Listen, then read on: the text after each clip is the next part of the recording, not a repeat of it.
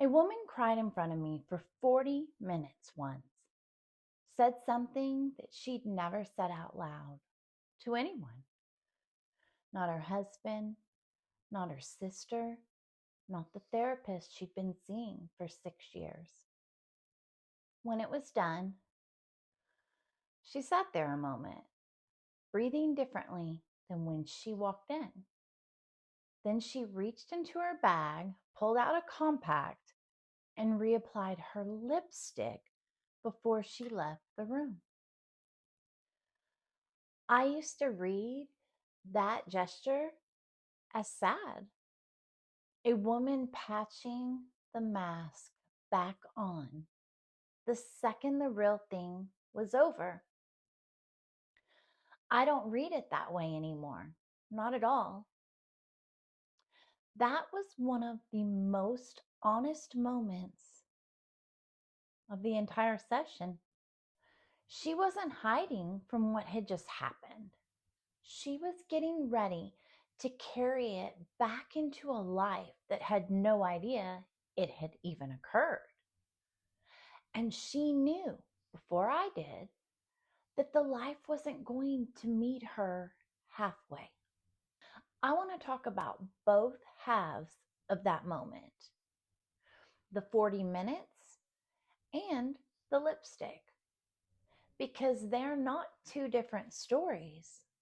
They're actually the same work. People rarely warn you that the hardest part of a breakthrough is not the actual breakthrough. It's Tuesday. It's the grocery store. It's your mother calling and asking why you sound different and you not having language for it yet. So you say, I'm fine, and you mean it a little less than you used to. So let me say this plainly. A single hour of being fully known does not retrain 30 years of a body that learned cell by cell exactly what it costs to be known at all. The nervous system does not update on insight. I wish it did. It updates on repetition, on enough evidence gathered slowly that a different outcome is actually possible now. And your body trusts that. Little by little, it becomes a new norm. So 1 hour of therapy and healing is not evidence. 1 hour is an opening. This is exactly why I don't consider my work finished at the door. I've watched women leave sessions lit up, certain something had shifted for good this time. And I understand that feeling because something real did shift. But I've also watched some of them come back weeks later, a little embarrassed, saying some version of, I thought that fixed it, as if a body could be fixed the way a leak gets fixed. One visit, sealed, done, and that's that. It doesn't work that way.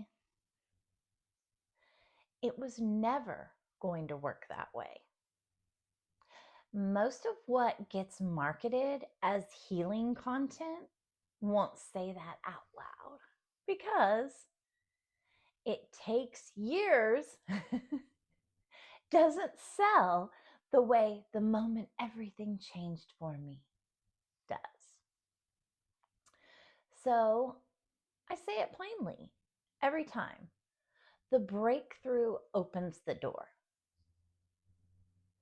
What happens after is what actually walks through that door. And that's the part I stay for, not just the 50 or 75 minutes with them, the year after that, the hallway conversation you don't dodge, the silence at dinner you let sit instead of performing your way out of it. A version of your own face that goes unmanaged for one extra second before the old reflex catches it and smooths it over anyway. Again, little by little, we create healing. We create a different life. Now, little by little doesn't exactly photograph well. None of it becomes the clip that gets 10,000 views. It's the unglamorous middle of the story, the long stretch between the breakthrough and the person who eventually doesn't need a breakthrough anymore. Because being known has quietly become ordinary instead of an event. Most people quit somewhere in that middle. Not because they're weak, because no one told them the middle would feel like nothing was happening. They had one expectation and they were met with a different reality.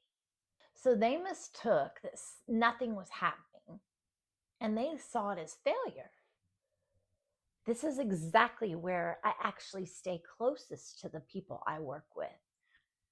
Not because the breakthrough isn't real, but because a breakthrough without someone walking the integration with you tends to fade back into the old pattern by itself.